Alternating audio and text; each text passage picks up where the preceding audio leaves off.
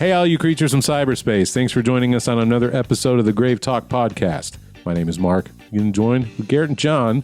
We're back for another one, fellas. Do you practice that? Because I took like 4 tries before we started this, and I could not get it right. No. That's just natural. That just comes natural. It's just part of my... Why are you the hardest working man in podcasting? Part of my persona is my silky smooth voice and my ability to say words. Well, let's pull it back a little true. bit. And Mark Brown. What have you guys been up to?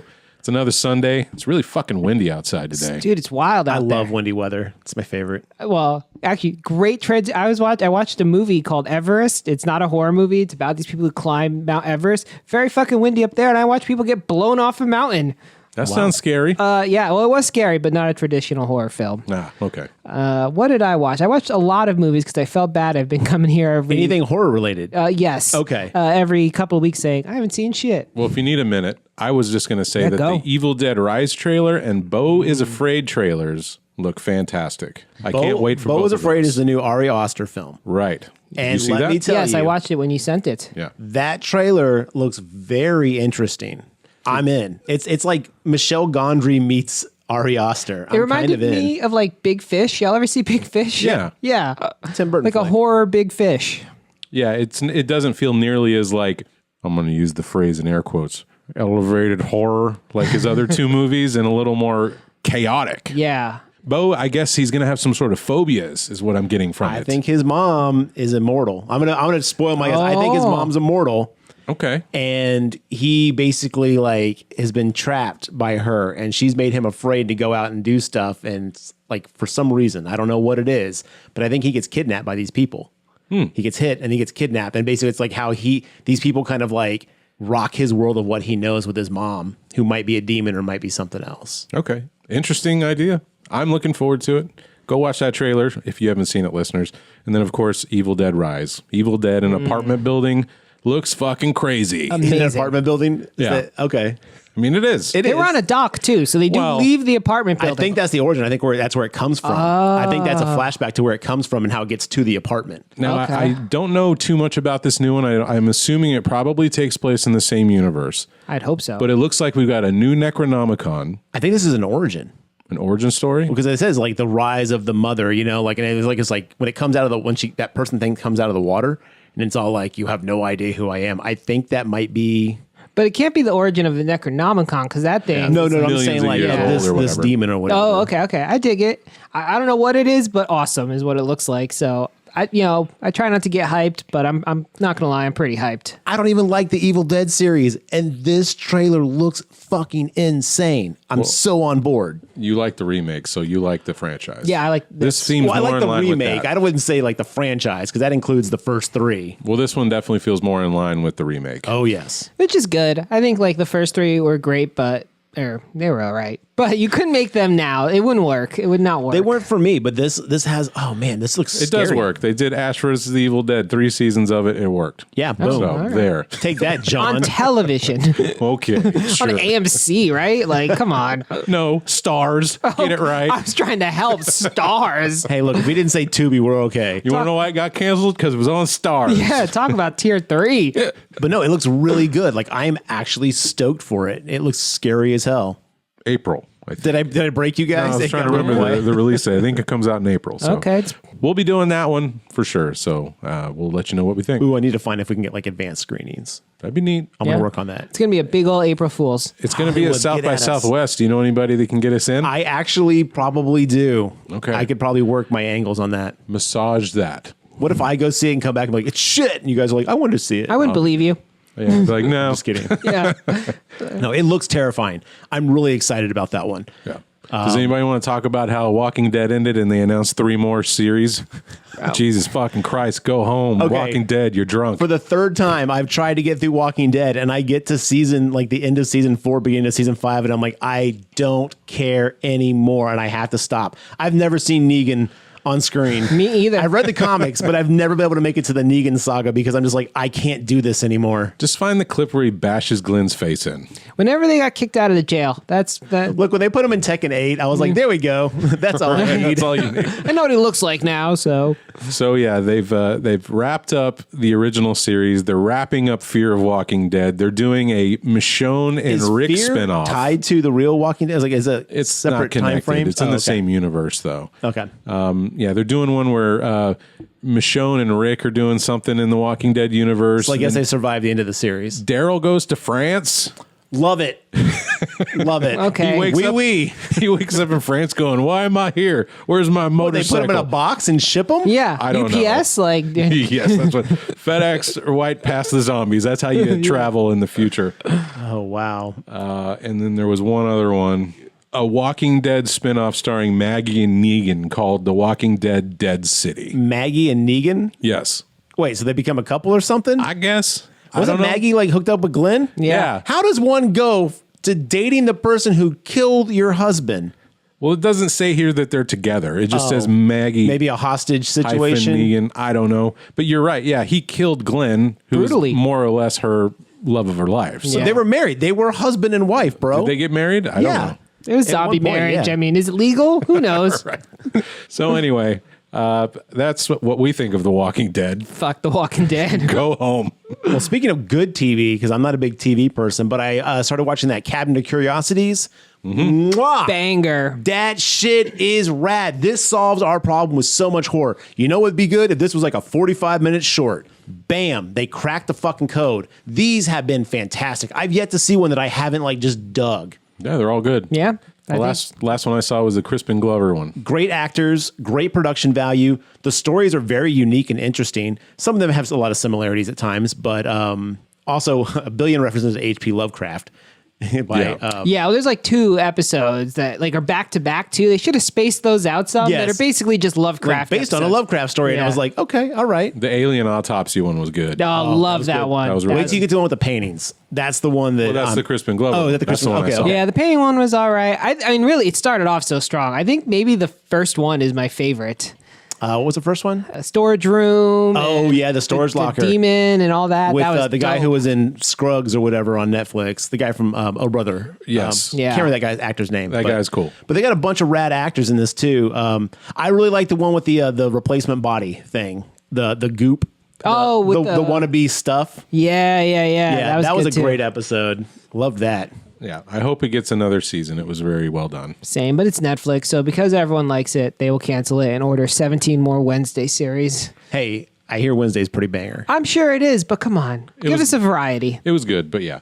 Tim Blake Nelson, that's the guy you're thinking Tim of. Blake Nelson. So anyway, if you like horror, check out Cabinet of Curiosities. And I'll be honest, they do not shy away. This is not your made for TV shit. There is mad gore. There is creepy visuals. There's nudity. There's drug use. I mean, Rats. Yeah. Lots of rats. Did y'all there see are the some weird rats. hippie one?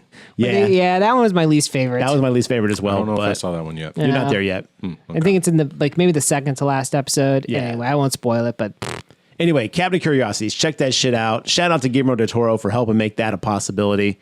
Well, speaking of things that are curious in our cabinets, The new Garrett, Curious George movie's coming out. No, I'm just kidding. Garrett, we're doing Sleepaway Camp from Yes, 1983, which is we are. at your request, if I'm not mistaken, a birthday request at that. It is my birthday request. I love this fucking film. You've been wanting to do this one for a while. Yes, I have.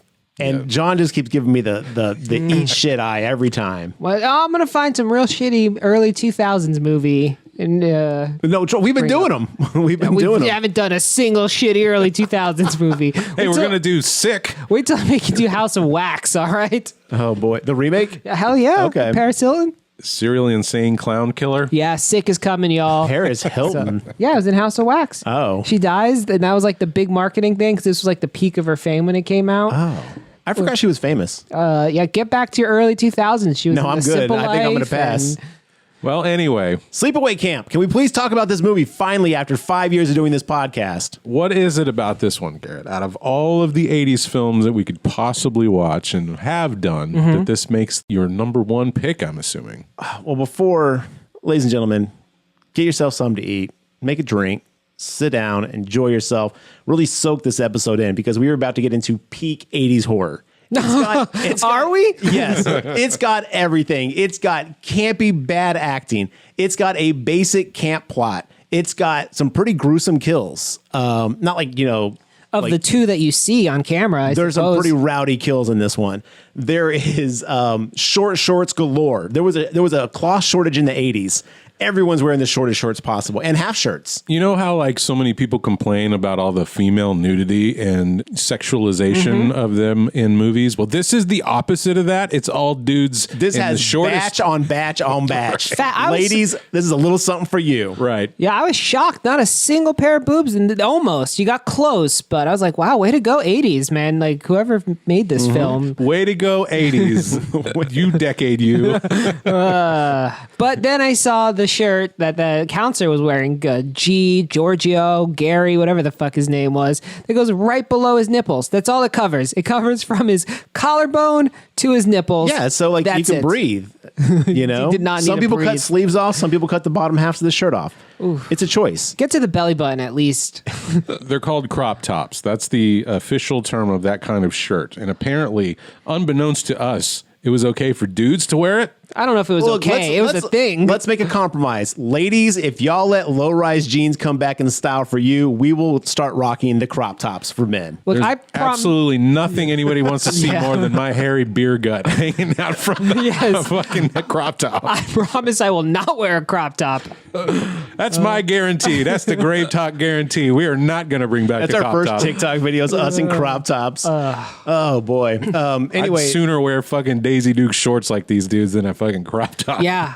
this movie has a really fun surprise ending. I mean, maybe problematic in certain aspects, but it was Is a it really fun? At the time, I was like, "Whoa, I didn't see that coming." That's Okay. totally crazy. It's just a good, fun '80s slasher flick, and I love the fact that it's so bad and has found such an amazing audience, and it's just become this huge like kind of cult thing. And I love the fact that everyone involved with it is so like still heavily involved in the horror community. Felissa Rose is still massively involved. She does stuff with like, Joe Bob and the events, and man, it's rad. It's interesting to have seen this one kind of come from the cult status into this like celebration that it's gotten over the last decade, because nobody talked about this in the early 2000s or 90s. Like it was not a thing. This is one of the early ones that I saw, Yeah. and I could never remember what it was called. And then when it finally was brought back up to me, I was like, oh my God, that's the name of it. The VHS box is pretty iconic. It was the knife going into the sneaker upside down with Yep. blood. That was one I'd always seen and going to VHS rental tape store. Yes, the What do they call Blockbuster. it? Video store. The video store. And I think I even remember the second one even more because it was like a very low budget photo with a girl with a backpack with a Freddy glove and a Jason mask in Pamela the backpack. Springsteen. That's Bruce Springsteen's daughter. Oh, really? She was in part 2 and part 3. Yes, they switched out the character of Angela. Yeah, unfortunately. Oh, God, Those are like unofficial sequels, by the way. They're not like officially licensed. Sleepaway Camp 2 was bad. Oh yeah, 2 and 3 are really bad. I can't even imagine, but Well, imagine. I'm going to choose not to. No, stop and imagine. Okay, I'm imagining Okay. a movie worse than this one somehow. Now, this one actually wasn't that bad. I'm playing my part of shitting on it, but actually, I did not hate this movie as much as some other ones. Earlier, and oftentimes you're like, "Oh, I hate these bad '80s movies." Blah blah blah. We keep pointing out that you love Death Spa. Yeah, okay, you found love 2 of Chopping them that I Mall. like out of the 50,000 Night of the that we've Demons. done. No, I'm just kidding. That's a 90s one, though, isn't it? Or late 80s. That was late '80s. It was 88. Okay, well, Night of the Creeps. I don't remember that one. The one with the slugs. Tom Atkins. Oh, Thrill me, baby. Well, I like Tom Atkins, all right? The good news is your dates are here. The bad news is they're dead. Yeah, if this movie had Tom Atkins, I'd like it better. That'd be great. He's trying to figure this out. No, Tom Atkins would make every movie better. Yes. It's true. Well, this one was written by and directed by Robert Hiltzik, and this one stars Felissa Rose as Angela, Jonathan Tiersten as Ricky, Karen Fields as Judy, Christopher Collette as Paul, Mike Kellen as Mel, Catherine Cammie as Meg, Paul D'Angelo as Ronnie. Pretty sure that's the guy with the crop top. Yeah, that's a crop top Ronnie, counselor. yeah. Also, there was a crop shop. He had a crop top that had pointed collars too, and I was like, man. Yes. Well, when you need to go somewhere fancy. I have a sleeveless tux or a sleeveless suit. Yeah, you never know, you know? never know. Weddings, bar mitzvahs, whatever. That's where I wore it to a wedding. Yeah, we should have a crop top rental service. Oh, yeah, crop tops are us. All right. Thomas E. Vandell as Mike, Loris Duran as Billy, John E. Dunn as Kenny, Willie Cuskin as Mozart, Desiree Gould as Aunt Martha. That's the mom. Aunt Martha. What a character. nut job. God, I can't wait to talk about Aunt Martha. Is there anybody else that we need to mention? No. And honestly, you didn't have to mention half those people. What did Robert Woodwicki go on to do? Robert Hilton, Robert Hiltzik. Hiltzik. Nothing. Hiltzik. He did this. He did a sequel to this in 2012. Oh. Called Return to Sleepaway Camp. You know, I respect that. My man had one idea, and it has been eating away at him since he was a kid, and he's like, I'm going to make this fucking movie. Well, there was okay, so if I remember the story correctly, Mark, hold on real quick. Give us a Rotten Tomatoes score real fast. Yeah. Okay, well, Mark's looking that up because he's not prepared. Yeah. I'll Way to go ahead and go, talk about Mark. it. No, So I'm ready. I'm basically, looking something else up. 2 and 3 were made, and then like everyone's like, oh no, those are trash. They don't have anything to do with the story, and everyone know what happened to like a lot of these characters. And so Robert Hiltzik and I think one of the actors, maybe the kid who played Ricky, I can't remember who it was, were like, yo, let's make the official sequel. So they make Return to Sleepaway Camp, which is actually the continuation of the characters after part 1. 2 and Okay. 3 never exist. I dig it. And then someone made a fan film called Judy, which is about what Judy's up to after all that stuff. I can assume just being a total fucking prick to everybody she It's meets. filmed on like Handycam. It's terrible. I tried Yeah. to watch it. It's just pure garbage. They all can't be Never Sleep Again. No, what was that? Never Hike Again, Never Hike Alone. You know what I'm talking about, Mark. Don't touch the cheese. Never hike alone. Never Hike Alone. There you go. You're talking about the Friday the 13th thing? Yes, because that's fan made. That one is really good. Yeah. But anyway. I was trying to look up because, there's Sleepaway Camp 4, The Survivor. There's Return to Sleepaway Camp, which is number 3. And then Sleepaway Camp 2, Unhappy Campers. There are many survivors. Oh, I hope the survivor follows Ronnie because now he owns a sleepaway camp and he plays the creepy owner. That'd be. I've got a whole movie. Does he own already. the Sleepaway Camp? Do you think that's what happened when Mel gets his comeuppance? Yeah, because now It just passes to next in charge. Ronnie's probably the same age Mel was in the original Maybe, sleepaway maybe. camp now. So See, what's confusing is there's also a Sleepaway Camp 3, Teenage Wasteland. Yes. So 2 and 3, So there's Sleepaway like Camp 5 of 2, them. Unhappy Campers, Sleepaway 3, Teenage Wasteland. Those are the 2 with Pamela Springsteen. Right. Those are the ones that were made like back to back or whatever. Now the other ones, 4 and 5.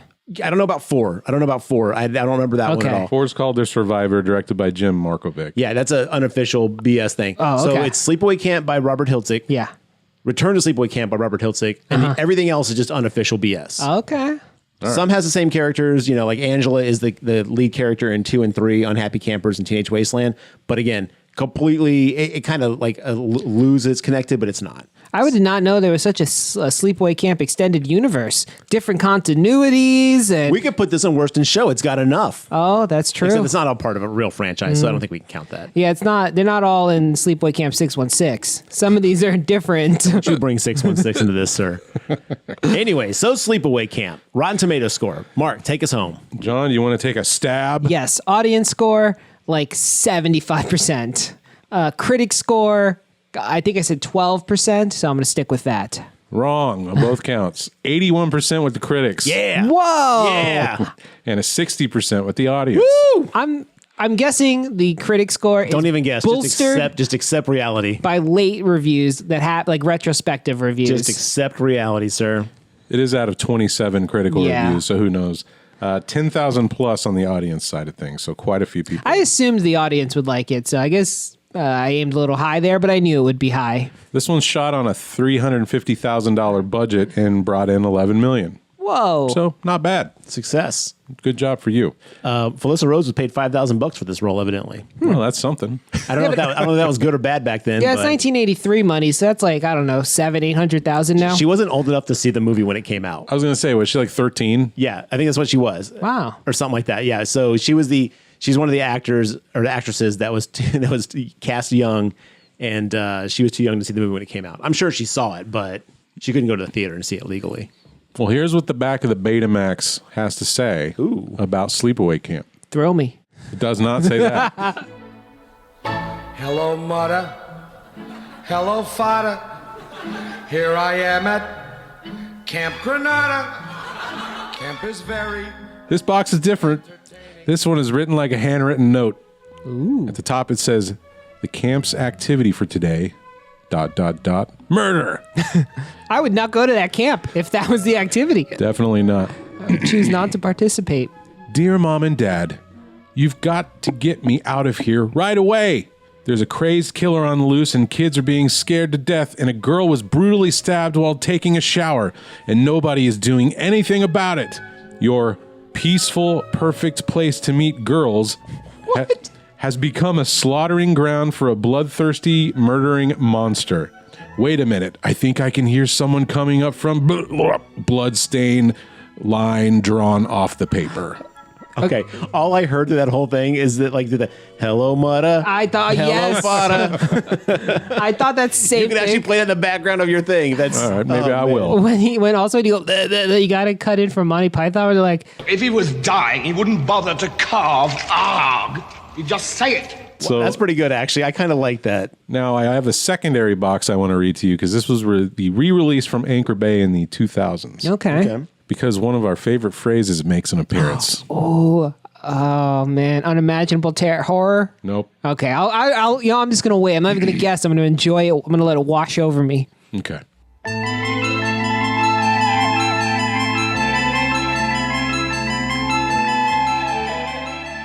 Welcome to Camp Arawak, where teenage boys and girls learn to experience the joy of nature as well as each other. Wow, they really lean into the sex on this. All right. But when the happy campers begin to die in a series of horrible accidents, they discover that someone or something has turned their summer of fun into a vacation to dismember. Love it. Has a dark secret returned from the camp's past, or will an unspeakable horror end the season forever? We could end the episode. I'm happy. From its Love unspeakable horror. From its grisly special effects to the truly shocking climax, Sleepaway Camp is no ordinary body count movie. See for yourself why this killer thriller spawned 2 sequels and became one of the most surprising horror hits of the 80s. Wow, the new Scream Factory like Blu-ray has a very different background. It's just very matter of fact about the plot. Yeah. Who gets to get the job of, hey, rewrite that one? Yeah. Hey, rewrite this for the re-release. Maybe it's by request. What I like about the Betamax one is apparently this kid was writing after the events of the movie happened. True. So Angela must have. Oh, sorry. The killer, if you haven't seen this movie in 30, 40 years, 40 years. 40 years, I'm sorry. I'm You sorry. hadn't seen this movie. So Yeah, I have. I've seen it twice before this time. This is my 3rd time watching this You travesty. didn't see this before we started the podcast, though, right? He did. Yeah. Oh, did you? No, back in the 2012s, way back in the Yeah. 2012s, we did a double feature of this and Halloween 3. Yep. Okay. So yes, I've seen this travesty many times, but this unspeakable horror. Go ahead, get it all out now, John, because I'm I'm just gonna put you needling in your you place at in this a minute. point.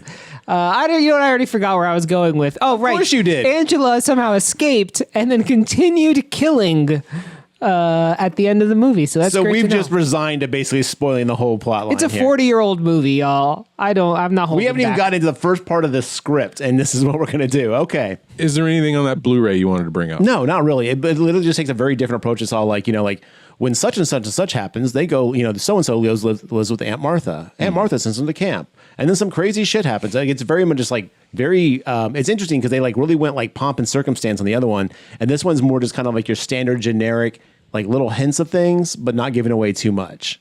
I will also add, if you've ever seen any movie and can't tell that Angela's the killer right away, you're not paying All attention. right, we get it. Hammer it home. Yeah, I'm just saying it's not that much of a spoiler. The real twist we'll get to, but Well, let's just say that I think the movie wants you to take the opinion that it could be either Angela or Ricky.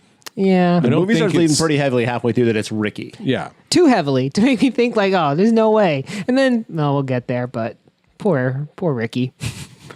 Poor Ricky, indeed. Well, I think this movie is a fantastic watch. I think if you are looking for some B-movie schlock, it doesn't get much schlockier than this, especially Schlock if you it haven't up. seen it. Yeah. Schlock and loaded. Schlock and loaded. Love it. Oh yeah, that's great. Garrett, when was the first time you saw this one? Oh, it had to be, I want to say late 90s.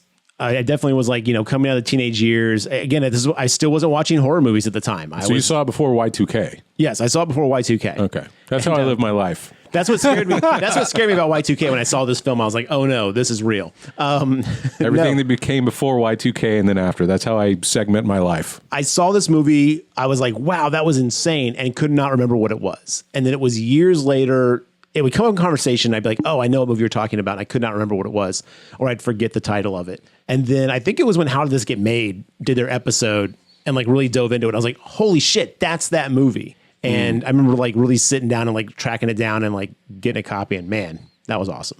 It was tough when you would see stuff on television randomly and you wouldn't know what it was called. You know, they wouldn't tell you in between the commercial breaks sometimes what the hell you were watching. And that'd be the last time you'd see or think of it for like 15, 20 years. You'd see part of it at a friend's house. Yeah. You know the movie Toys with Robin Williams? Sure. That happened to me. I go to my grandparents' house and then like they had HBO and I catch the end or the fight scene, the creepy ass like military fight scene. And I did not know what that movie was for years and years and years. And I finally watched it one day and I was like, oh, this is that movie that fucked me up as a kid. That one scene in Toys. Man, it was wild. But yes, that's kind of how this movie went with me. I probably didn't see this one until the hype. Like probably when Shout Factory re-released it on Blu-ray, probably in the 2010 to 2015 era, around something then. like that. I was happy to see it because I'd heard so many things about it by the time it'd come out. Like you said, How Did This Get Made? Talked about it, and it was a really great episode they did. I can't say that I'd recommend anything past the first one, though. No, the rest are absolute garbage. Yeah. Return to Sleepaway Camp is kind of fun. And it is like they really do try to kind of lead into like, you know, we're putting effort and money into this, but it is a kind of a smaller budget type situation. And I didn't think the plot was that good. But yeah, this I consider this a standalone movie at this point. Smaller budget than 300,000. Damn. It felt like a fan film that had like a little bit of extra crowdfunding. Where would you guys put this in the pantheon of camp movies? Definitely up there. The acting alone, the acting and the dialogue alone is just amazing. I can only think of two other ones. The Burning. Yeah, The Burning and Friday the 13th. 1 through 12. Yeah, so, I mean, somewhere below, like, above the back half of Friday the 13th, but below the front half. Where would I put it compared to The Burning, though? Because The Burning's really boring. I mean, there is some great like character stuff at the beginning, but like The Burning has no good lead up and build up to the end. It's just like, oh no. But the best thing about The Burning is that guy sleeps covered in kerosene or something. So, I mean, Well, he sleeps next to that can and it falls on him. Yeah. yeah, and then he just goes up like, pff, That's a good Cropsy. point. Burning has a better intro than this does. by Oh, yes. A mile and a half. so bored. The first 5 minutes of this movie is just panning over trees. We get to see it. Yes. Okay. We do with the kids playing do stuff at camp and a really creepy, like orchestrated soundtrack. This is the scariest credit crawl music I've ever experienced in my life.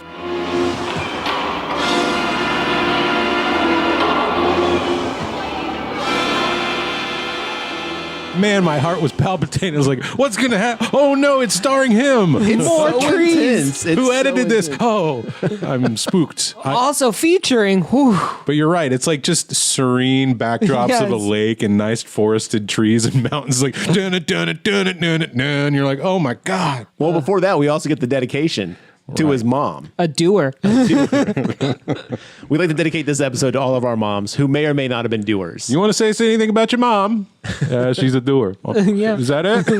Evidently, she passed away, and like the money that he inherited from that, like, is what allowed him to make this All right. movie. Well, that's sweet, but yeah, come on, man. A doer, that's the best It's you a got? weird movie to dedicate to your mom. Also that. So it opens on a lake. It does, and don't worry, John. I'm going to Sherpa you through this, okay? Yeah, actually, I could use, thank you, by the way, Sherpa. I know picked what? it I up. got you, man. I could No, he use. picked you up. Oh. Boom! And you know what? When there was no footprints, Jesus was carrying both of us. Garrett was carrying you through the movie. I All could praise use- be unto me. I could use some Sherpaing because I don't understand a lot about this lake scene. Primarily, how this accident even happens. Well, but, I'll tell you. Here's Okay. how it happened. Negligence. well, You've got a gal on a boat who wants to steer the boat, who's never steered a boat ever in her life, while someone's skiing on the back. And the guy goes, yeah, all right. Right. There's half of your accident right there. and then they're like, the guy is just like, rule number 1 of driving a boat, never look forward.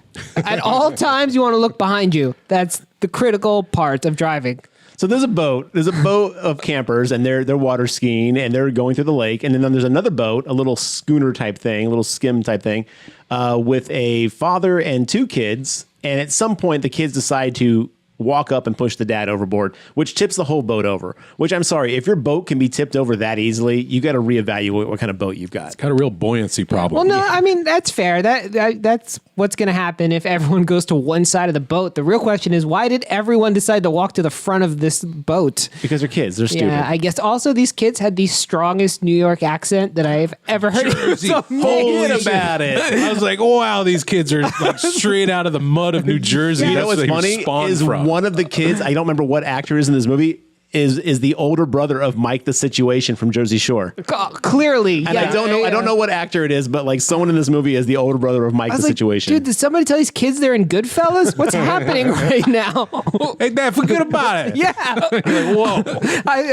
That in was my so neighborhood, we went skiing. this is so astonishing. I wrote that as a note. I was like, I don't know what I'm hearing, but this is awesome. So the kids and the dad fall into the water, and there's another guy on the beach, and he's like, "Hey, Tommy, let's go in. The doc's going to be here soon." So they're doing their thing, and as you said, the campers have now switched places, and this untrained, unprofessional like camper is now steering the boat, and she's yelling back at her skiing friend, who is screaming at them, "Stop the boat! You gotta turn!" And they can't hear. They're like, Oh, the humanity. He's like, what? Oh, She don't even get me screams. started. Yeah, so they freak out when they see the kids in front of them in the water, and instead of stopping, he accidentally hits the throttle and it speeds up, launches over the kids, the dad, and the boat, which was really close to the shore. If you notice how close it was, you're like, Oh, yeah. man, they would have just ground themselves That boat immediately. would have, just straight onto the shore. So the kid also at any point they could have just gone Prometheus School of Running Away. They could have gone left or right, but instead Dad's like, everyone get closer so we can all get run over together. Let's hide behind the boat. Yeah. Or they could have just dived. Yeah, really, so many options besides die, but they chose death. So the boat just So you chose death. runs over these people, and you see a shredded life jacket and the dad floating upside down in the water. So you get the idea that the kids were fucked up and the dad is dead. This probably is a budget problem, but the dad just looks like he died, he fainted basically. He's just face down in the water, no blood, nothing. He just died of broken heart. Princess Leia style. Died of a broken sorry, Queen Amidala style. Yeah. That's what happened.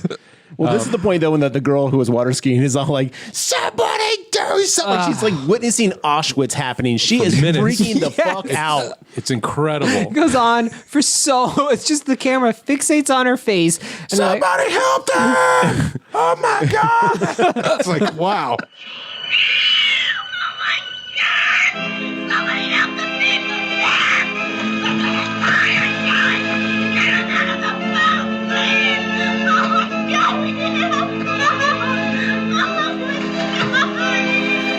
And that intensity is what everyone is going to bring to this movie the entire fucking time. Except for Felissa Rose, who plays a docile eggplant through the entire movie. she's the best, far and away. Docile eggplant? I've never heard it referred to as that. That's the first time and probably the last. I like it. She's the best actress in this movie, though, by 2 miles. By 2 miles. 2 miles. Right? Quite She's a far lapping distance. these other actors. Her staring blankly into the camera, that is the but she acting? does a good So job. according to the trivia, her audition was the director basically saying, I want you to stare at me silently and pretend to eat a candy bar. He made her do things in complete silence while staring vacantly like she does in this movie. And that was supposedly her audition. Though the vacancy. I'm not saying she does a bad job at the staring blankly, but the fact that you think that she's 2 miles ahead of everybody. Well, that's else. one speaks to how bad everybody else is. But two, when she switches it on and off, it's pretty impressive. She glows up a little bit. She really does. She really does. She actually is really good in this for a child actor. She's she's not. I can't think of any. She's no Marlon Brando, but for this movie, she is. Marlon Brando at least had the accent. No. Yeah, she's the Marlon Brando of Sleepaway Camp. All right. There you go. I'll allow it. After the accident. shit and live, Bill. Yes, that was great. Oh, that was amazing. That's my best Marlon Brando. That was really Perfect. good. That was really good, Mark.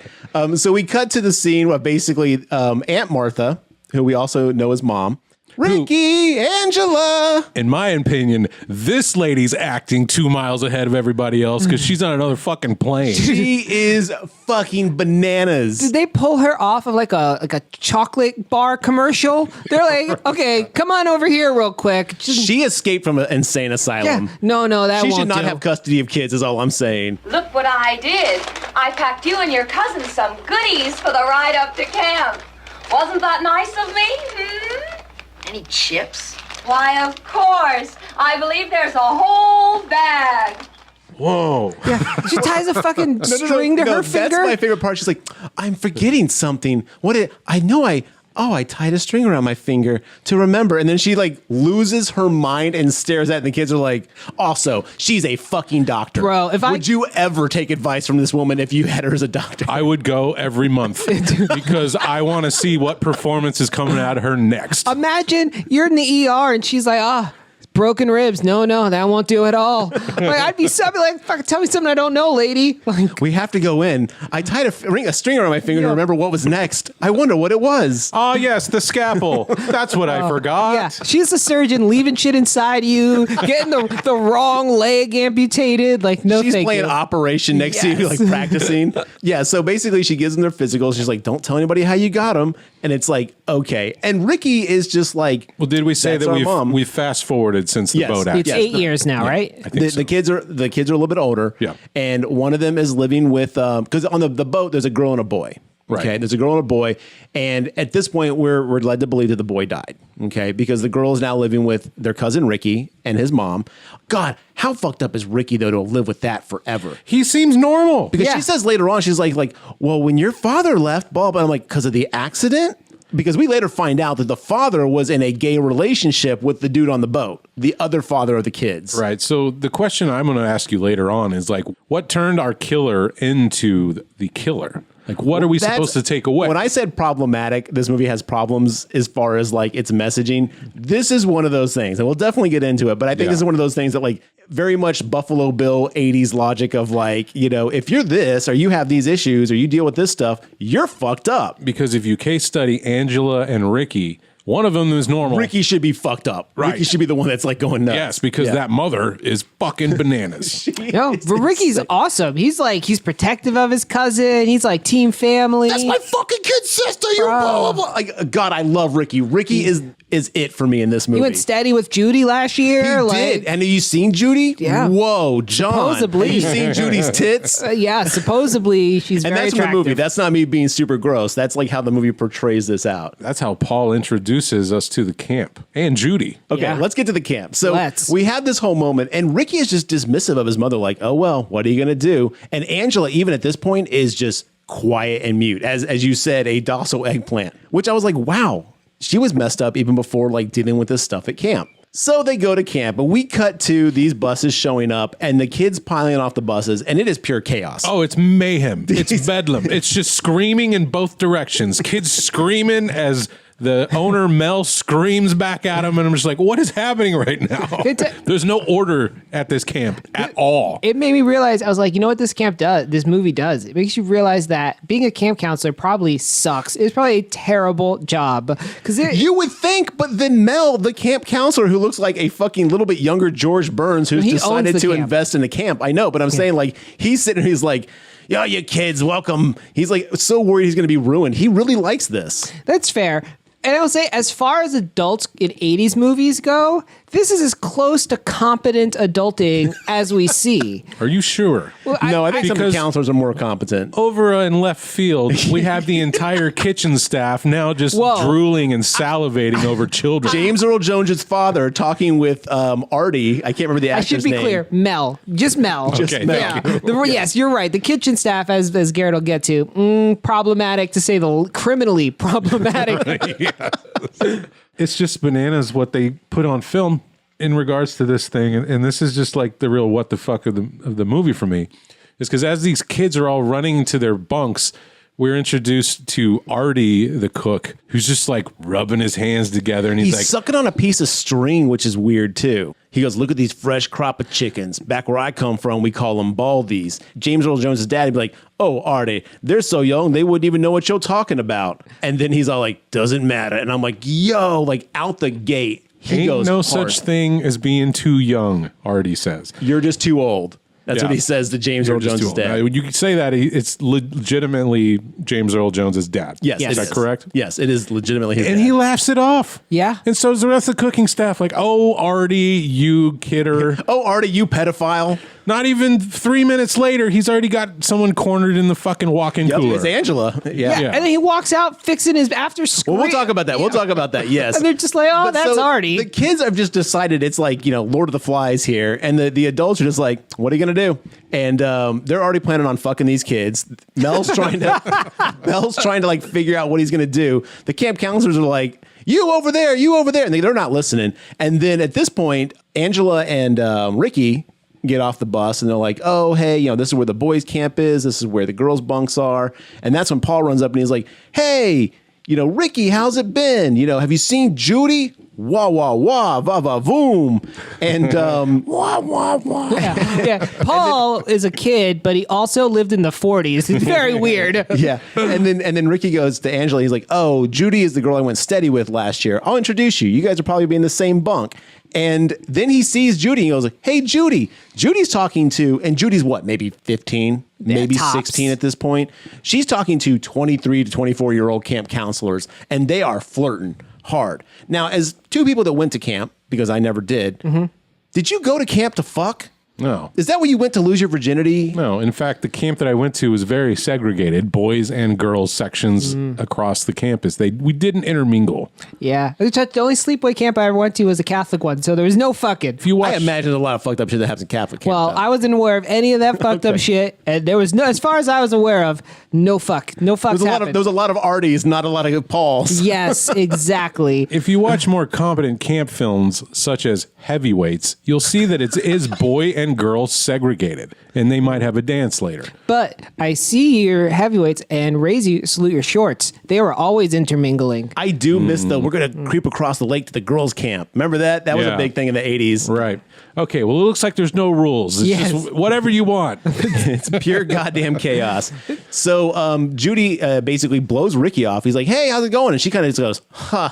And goes back to flirting with these old men. Well, not old men, because I will clarify, because there was an old man that hooks up with a counselor later.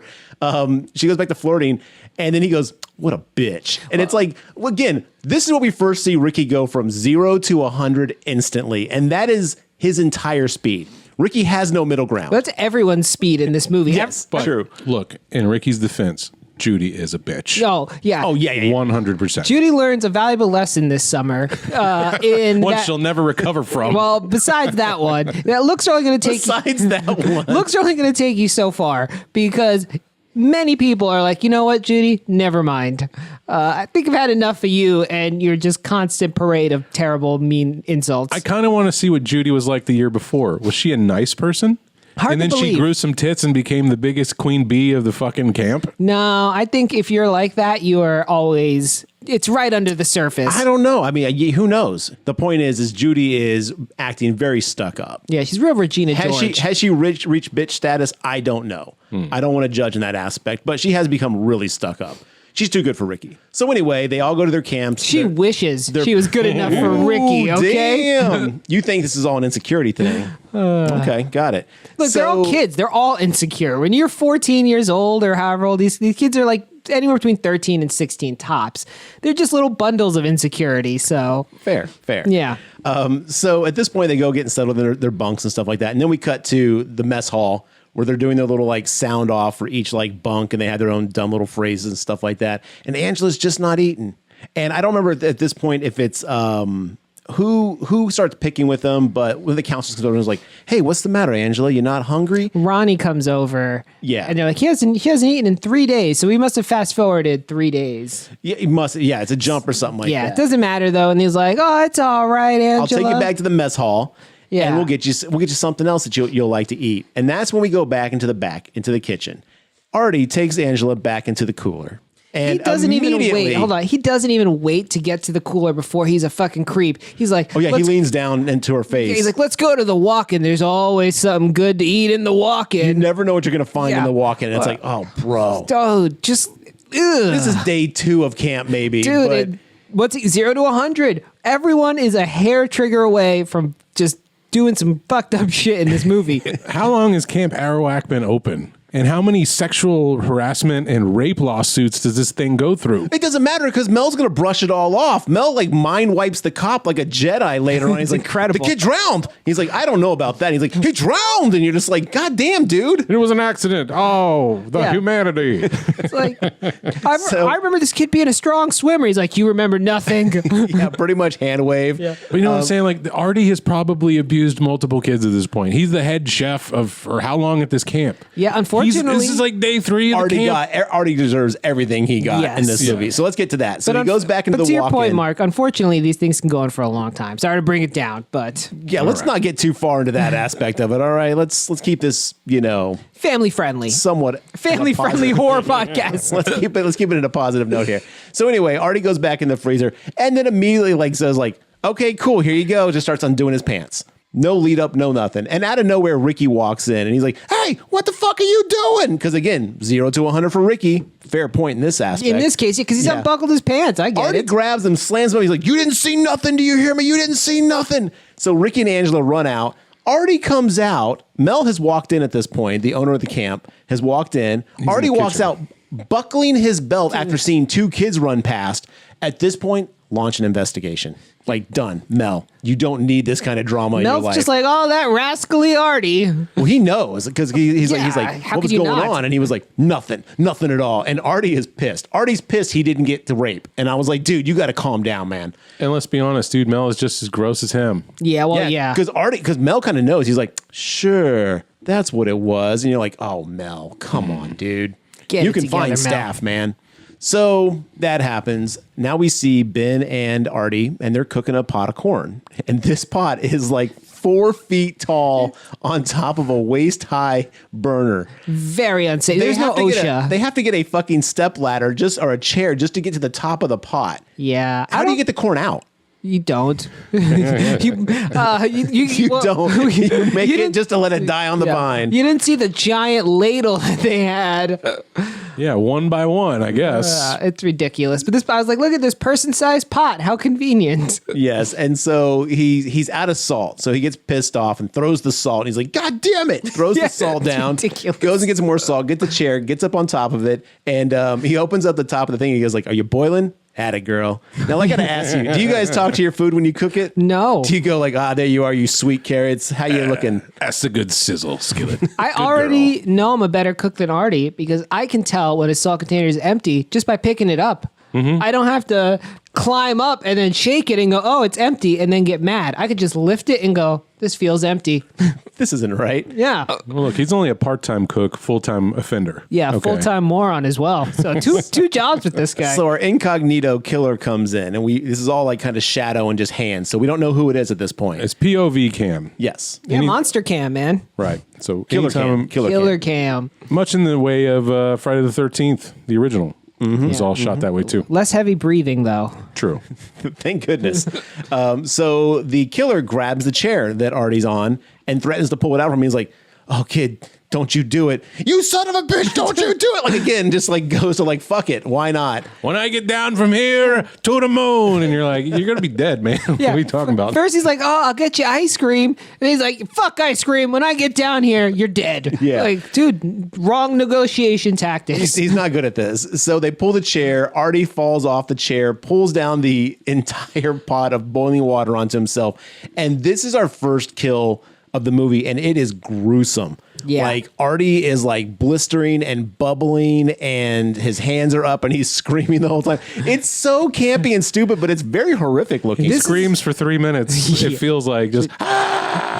Well, if you think about it, he was screaming, and then they come and bandage him up. They're like, we cut to like the ambulance taking him away, all bandaged up. He's still screaming. Right. So he's he been must have screaming for 30, hours. 40 minutes. Easy. And who knows how long it's going to take to get the ambulance out there. My but- favorite's when the doctor is like, Oh, this is the best part. I got nothing for him. He must be in so much pain right now. There's literally nothing that could hurt worse than what he's going through right now. I can't believe how much pain. Every nerve of his body must be firing pain straight into his brain. You're like, okay, we fucking get it, dude. Did you write any lines? Or are you just saying what we literally saw it, man? We were aware. Even Mel's like, okay, we get it. Yeah, I'm that like, calm down. That doctor was improv in big time. And so they wheel him out, and then immediately Mel goes, shit, what am I going to do? Hey, Ben, do you want a promotion? And Ben's like, I wasn't thinking about moving up as a job, but, I guess. Absolutely no bearing on the plot. But now we get to watch Mel start to freak out about like, oh, someone's going to hear about this accident and the kids are going to start coming. It's like, I'm going to pay you $50 more and the rest of you guys 15. But nothing ever happened. Okay, keep it quiet. Well, this is where we're introduced to Mel's mind wipe powers, right? Yeah. He's like, Ben, you didn't see anything, right? He's a fixer. He's like, I didn't see nothing, boss. Like, all right then.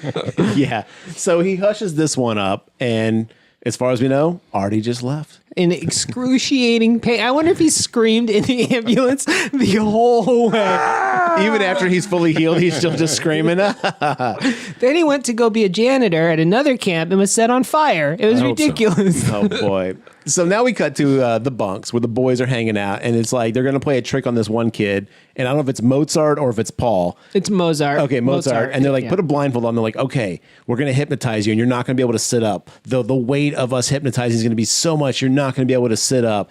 Okay, on the count of 3, try to sit up. And so he sits up. There's a kid like standing right above him with his ass bare. Yeah. So Mozart just sits up right into this kid's ass, and they just love it. This is the greatest prank ever pulled in humanity, And then evidently. the counselor comes in. He's like, the old mind over matter prank, huh? And I was like, this is when people didn't give a shit. I would have beat the shit out of Mr. Ass in my face. Well, later on, Mozart pulls a knife, Yeah, he's fucking had hunting knife on Ricky. So, I mean, Look, he's had enough shit. look, be glad that Mozart kept this much restraint, okay? Yeah. Right. It is a shaving cream prank, which is a much That's later lower. on, yeah, exactly. than the But that's when ass he pulls the cheeks. knife on, yeah. That's Mozart, you're backwards, buddy. Yeah. The knife comes out when the ass comes out, Yes. not the other way around. He was gonna kill them kids. Then we meet Ronnie with the half shirt. He's like, hey, cropped they're top. gonna play us in baseball. Like, get your stuff together. They've agreed. The older kids have agreed to play us, and the younger kids are stoked. They're Yeah. like, what? They're gonna actually play us? Let's do this. And I do need to point out that this movie uses actual kids in the movie, where a lot of movies would be like adults playing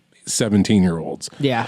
But with that comes the confusion of I can't really tell who's a counselor and who's not, because the age range is so much. Again, At this pure camp. chaos. This place is bedlam. It doesn't matter who's I counseling. didn't know Meg was a fucking counselor till she died. Well, the only reason I knew she was a counselor is because when they're playing volleyball later and Judy's wearing a shirt that says Judy on it, which I love. Beautiful. Meg comes over and is like, Angela, if you're not going to play volleyball, you don't get to talk to boys. See, I thought Which, she how was is that a I know. punishment? I thought Meg was just being an asshole. I didn't know she was a I fucking thought she was counselor. like a junior counselor. I thought she was like, she's basically working her way up to counselor. Like, she's been to this camp long enough. They're like, okay, you can take on some responsibility, and eventually you can be a counselor when you're old This has enough. got to be her first year. That makes so much more sense because later she's like physically assaulting him.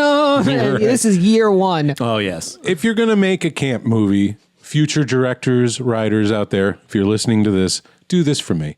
Make it easy for me to tell who is a camper and who is a counselor. All counselors, half shirts. Yes. You know? A dress code of some kind. Male and female. We'll keep it Which simple. is probably what they do in real life, I imagine. I think they would, yes. Like a shirt, maybe a full shirt, possibly a nipple shirt. Who knows? But You're right. I knew Ronnie was a counselor because he was wearing crop top 100% of the time. And he also had like stubble. So, yes. Right. Yeah. So we cut to the baseball game, which is happening now. And as Mark mentioned, we get to see this play out in almost real time. It is a very long scene. They place bets. Money's on the line during this ball game. Yeah. There's so much betting going on in these like little league games. it becomes the Sandlot for a little bit, and I like that movie, so that was good. And they cuss like we did back then, which I love. Like, Yeah. they are going hard on the insults. At one point in the middle of the game, they go, No problem, Gino. This guy blows dead dogs. Just lay it in there. Eat shit and die, Ricky. Eat shit and live, Bill. Yeah, Billy, a little wet. can we not agree is one of the greatest like comebacks ever? There's nothing you can say to that. No. You've been put to bed. Yeah. Okay. Owned. Go to sleep, old man. But the young kids beat the shit out of the adult kids. Even Mozart catches a pot fly. Yeah, what is he playing like a little like Norelco? Yeah, some Norelco's a ridiculous blade, video like game, but Coleco, whatever. A tiger handheld of some kind. Yeah. But he puts it down, catches a pot fly, so good for him. And then when the older kids lose, they start throwing their gloves and bats like they have just basically ended humanity. They are so mad. Again, 0 to 100. They get some salt in the wound though, because the younger kids are like, yeah, next time we should play a challenge. We'll ask the girls to play. I was like, oh, that burns. When In you're the a kid, 80s, yeah. that was the worst insult you could ever tell another boy. True. Yeah, you play like a girl. Now we cut to a scene where we're in the rec hall and they're having like a dance, I guess. Yeah. Like a little like, Like get together. And the older boys are going to basically, they've noticed Angela is still staring off into the distance like a, what was it, Mark? That would be a docile eggplant. There you go. And And they want to go skinny dipping. And they're That's the like, whole point of this whole scene is like, we need to get more girls involved in the skinny dip because a bunch of dudes is gay. Though later they're like, "Fuck y'all, we're gonna go skinny dipping anyway." yeah, they lean right Yeah. into it. And like no 20 problem. guys just go skinny dipping all on their own. But anyway, Which that water looks freezing. so cold. I can't imagine if it was 14 dudes and me standing around going, well, flip you girls. We're going to go do it anyway. We'd jump in. Like, that wouldn't have happened in the 80s. It was like but before we even get to that, they're like, "Oh, let's ask Angela, so there'll be a few more girls." and they're doing it legitimately as kind of like I'll fuck with her a little bit. So they go over there. One guy's like, "Hey, maybe if you want to come with us to the lake," and Angela doesn't say shit. And then his friend, my hero, Mr. Loafers and No Socks, comes and he's like, "Let a professional handle this." And then he steps in front of his friend, throws that leg right on the bench. So he got leg up, leans forward. I was like, all right, this is some good posture right assumed here. the position. That's what you call a power move, John. I was like, he is a professional, I guess. But he swings and misses too. Ricky comes in the fucking cowboy hat. Yes. We saw their bags when they left for camp. They were like handbags. Where the fuck did this giant 20-gallon cowboy hat come from that Ricky is wearing? It's like the dude in UHF is like, take that silly thing off. It's that level cowboy I hat. bet he found it in the Lost and Found. Yeah, it is the most outrageous cowboy hat I've ever seen. I guess that's what they look like in the 80s, but as someone who goes to like boot stores, I don't even know where you'd get a hat Camp like that. aesthetic has not dictated that cowboy hats exist in this reality pretty much. He's wearing a t-shirt, short shorts, and a giant cowboy hat. He looks ridiculous. Oh, it's hilarious. He owns it though. He walks in with such confidence. He sees Angela getting harassed. and Ricky knows what the fuck's up. Ricky runs this camp. He doesn't play. So, but he's like, someone's harassing my cousin. My spidey sense is coming off. He runs over there. He's like, leave her alone. And naturally, it immediately becomes a brawl. Actually, John, let me correct you. The line is, you fucks, I'm going to beat your fucking asses in. Much And more the 80s. counselor is holding him back, and he is like hulking out. He's like ready to destroy these dudes. Yeah, and meanwhile, Mel and some of the other counselors are just watching this brawl happen. Only one of the counselors is trying to break it up. Oh, yeah. Mel's just like, whatever. Boys will be boys. He's too busy, like, It's eyeing Mel and Meg, yeah, because Yeah. they're flirting at this. And when we say Meg is like 16, 17, and Mel is like pushing what, 75? He was 61 when he filmed this, so. Okay, well, whatever the age range he was, it was inappropriate. But it was the 80s, so don't think of a modern 61-year-old. It was the 80s. Look, people aged hard back then. I don't know if it was the smoking. this wasn't the Great Depression, John. It was the 80s, all right? Look at that guy and look at like a 61-year-old now. No, John is right. We're taking care of ourselves a lot better Yes. than we did back then. There's no lead in the gas anymore. We're not smoking. People are doing better. And Mel was smoking cigars in every We don't have that scene. 80s cocaine anymore. Yes. Right. He's not. He also, man, Mel, fashion connoisseur. Dude, his pants are fucking baller. Later, he's wearing a yellow top with like blue pants. It just, I was like, what is this color And he's combination? always like just chewing on a cigar. Yeah. So that breaks up, and then after all the dust settles, Paul, Ricky's friend from earlier, walks over and goes, "Hey, I'm sorry about that, Angela. Don't worry about them. he's being very nice and polite and respectful to Angela. And He tells him about all the trouble that Ronnie gets in. Like, oh, last camp year, we trapped everybody in a cabin. Boy, did we get a spanking then. Like, bullshit like that. But she's eating it all up. You know? it's a very nice little meet Yeah. cute. And so, you know what? This is the first time that Angela speaks. And Yep. she responds because he's like, well, if you want to hang out or something like that, let me know. Good night. And she goes, good night. And he turns around and he's like, all right. Like, I got a response. She's not catatonic.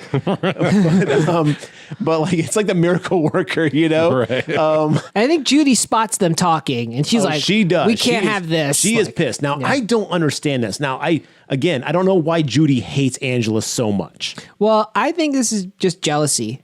People are trying to take care of Angela because she's getting a little bit extra attention, right? And Judy cannot have that. She is the queen bee. So at her age, I understand lashing out. All attention on me or no attention Exactly. at all. Okay, I Now, gotcha. Meg, totally different story. Don't understand that. But Judy, I Meg guess. is all about Judy. Yes. Judy runs that show, and Meg is just the muscle. I believe it. So right away, Judy is just like, oh, how dare she talk to somebody? It's not like she's even pulling away the attention of a certain boy. It's just any You know what I mean? boy, It's yeah. any attention, period. And it's just so much. And you're like, you wouldn't even notice her. Angela, she's not even a thing. She's just, a wallflower. She's a young woman, Mark. But I'm saying, like, I know. in To terms Judy, of like yeah. kids hanging out at a camp, no one would even know her. Judy's pulling down that counselor ass, and she's worried about Paul? I don't Yeah. think Yeah. so. Unless that was her whole thing. It was all a ruse just to get Paul. I don't think But it so. wasn't. No, Doubtful, because she yeah. later on, she doesn't care about Paul. Now we cut to the pier where all 15 boys are like, take your clothes off. We're going skinny dipping. And then the A girls are little like, something for the ladies. they're like, nah. And they're like, fuck you then. And they just go hopping and having a blast. They don't even, when they're all dressed, so they could just back out. But they're like, you know what? We're going to skinny dip without you. No, you've committed to it. Yeah. You got I'm going to assume that they thought the girls would follow suit. They did not seem to care, though. No, they could not be bothered. No, they were ready to jump in the water naked. Yeah. That was going to happen no matter what. They were like, if "Look, the girls had never shown, they'd be in that water naked. We're going in the lake naked, with or without y'all, so. Yeah, exactly. But two of the other dudes are like, you know what? Let's get stoned and take one of these girls out on a little canoe trip because I guess they thought maybe something would happen out there. Right. And then all the girls are like, don't want to do that either, losers. And they're like, you know who would though? Leslie. And she's like, what? Because Kenny and Leslie are the ones that go out on the boat, and he's all like, careful, don't touch the water. There might be snapping turtles or water snakes. And then he dumps them over in the water, and she's like, you fucking asshole, and starts swimming back to shore. I would never have been I was never a good flirt, but I've been really shitty in the 80s, where from every 80s movie we've watched, it seems how they flirted was just assaulting women. Oh, yes. The 80s, you either basically verbally assaulted or you stalked until she came around. Yeah. Like this kid's idea of flirting is throw her in the lake. She'll love that. But you would be good at flirting, John, because every time we see it, it doesn't work. Oh, that's true. But it's all the boys think I'm going to pick on this girl till she likes me. And it's like, Yeah. that's not how that works, kid. Oh, maybe I would have slayed back then. Just treating them like human beings would have gone a long way. It was a different time, John. Yeah. So anyway, Leslie is like, you fucking asshole, starts swimming back to shore. And Kenny, who was the one who kind of like was picking on Angela earlier, asking her to go skinny dipping, goes underneath the boat and starts talking underneath the upside down canoe to hear his voice echo. Well, because why wouldn't you? But what makes no fucking sense is Leslie has already swam back to shore and he's inside the capsized canoe going, Leslie, where are you? Leslie. I think he's just being a dick at that point, but yeah, he's not I expecting was her to wondering come if back. they edited it out of sequence or No, something. I think he's just, because after that he's all like, wop bop loo bop, or whatever he's doing, tutti frutti inside the canoe and hearing it echo, and he's just having himself a blast. Again, he's stoned. You know, fair. This is all good for him. And then bubba boop, up out of the water, underneath the canoe comes the back of someone's head, and he's like, what are you doing here? Man, the boys are going to wonder that you're out here. And then that person drowns Kenny. Which right away you'd know it wasn't Ricky then. Why would the boys give a shit if Ricky was out there? Yeah. Well, you know. True. But also, I wonder, where was she? Under the water. This whole time, just holding her breath. She's an ex-Navy SEAL. I guess we're spoiling it by saying she, but yeah, she's an ex-Navy SEAL. Yes, no, that one it definitely is like there's some plot hole there. but anyway. She drowns Kenny, and then Kenny turns up the next morning With the water snake coming out of his mouth. which was creepy. I didn't. As I he didn't was appreciate alluding to all the water Because one of the snakes. counselors from 0 to 100 is like, these fucking kids put the chairs in the water. God damn it. He's like, get fucking Mel out here. Again, everyone is furious to be alive. Clean this, clean that. Like, dude, it's your job. Just I'll relax. show 'em. Yeah. Flips over the canoe, sees Kenny's dead eaten body because it's been eaten by snapping turtles and water Dude, snakes. I feel like Kenny, This was really gross, though. This actually looked pretty excellent sick. scene, but like he decomposed like a week's worth. Well, he wasn't decomposed. Overnight. The things were eaten off of him. That's the thing is he's eaten by He had a water lot of snakes and snapping algae. turtles. I just don't know that I buy. I think some of the seaweed got stuck on Okay, him. fair enough. The fair enough. lakeweed. Doesn't matter. You know. The lake weed. The seaweed. Give me but some you know of what I'm that saying. lakeweed. Paul is basically having kind of like a sit-down meet cute with Angela. So he's walking her back to her dorm after the dance or whatever it is. Yeah. And he gives her a little peck on the mouth or whatever. It's a super innocent kid Yeah, that kiss. one's fine. And I she mean- just freezes up. Yeah, she's like, nope.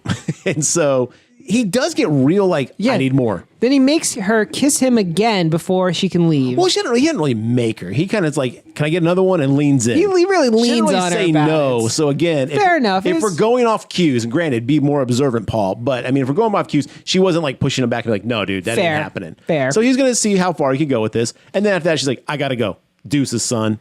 Runs to her dorm.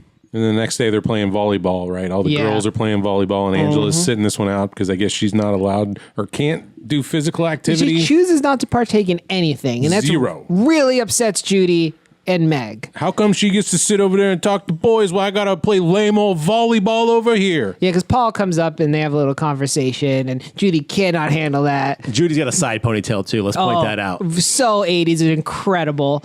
So Meg comes over and is like, Paul, don't you have somewhere to be? And he scares Paul off and is like, Angela, if you don't want to play volleyball, then you can't talk to boys either. And really just such a dick to poor. Honestly, ruined her whole summer. Yeah, and then the other lady counselor comes over and is like, you leave Angela alone. And I thought she'd play a bigger role in this movie, but her job is to mostly just hug Angela from time to time. And now we cut back to the boys' bunk where they're doing the shaving cream trick on Mozart, where, you know, the typical put shaving cream in their hand, tickle their nose, and they go to scratch it, and they smash shaving cream in their face, whipped cream, what have you, some kind of cream.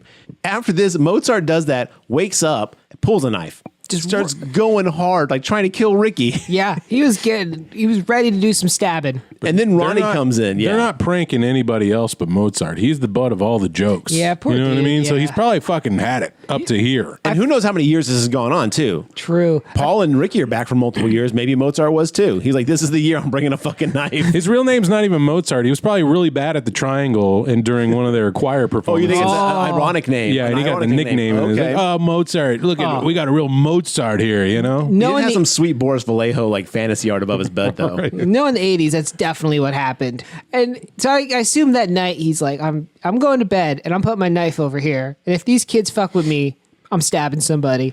And he owned it. Yeah, so at this point, the counselors are like, well, wow, Ricky, you're getting in a lot of trouble. Like, it's not a big deal, but it's definitely kind of like, all right, you know, this Ricky kid's finding himself in a lot of situations.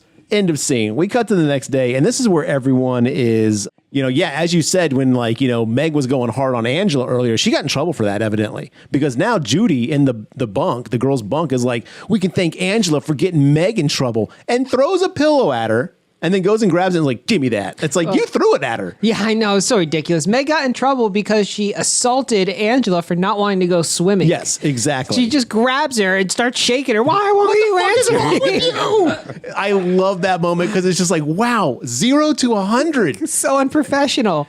But so Judy is basically like pissed off at Angela because her buddy got in trouble for this and she doesn't think she should have.